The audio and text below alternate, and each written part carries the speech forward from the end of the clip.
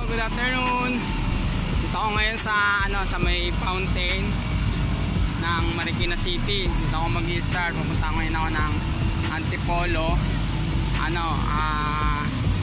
LST sa may ang ruta ko ay hanggang St. Michael Retreat House. Kaya sisimulan ko na ngayon. Nag-start ako na dito sa may Marikina City Fountain. Let's go! So nasa kilometer 3 na sa Masinag. Ayan, pumunta ko ng na St. Michael Retreat House.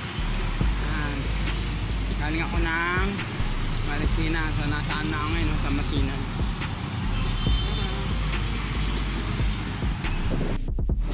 Ito na, kilometer 6, unang paahon. Punta ng St. Michael Retreat House sa may Antipolo.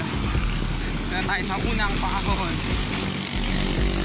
kilometer 6, ito sa may Valley Golf. Taroy, hello, ito na ahon 2 Fatima University na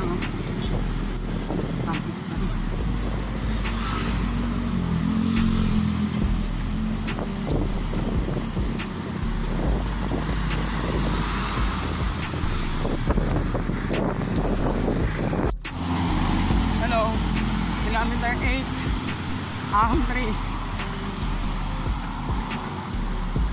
Ito yan sa may may Paddy's Point. Pagkalampas lang ng Lopez, Eugenio Lopez.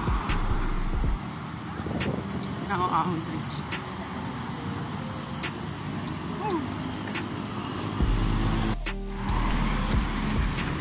3. Hello, kilometer 10 ahon 4.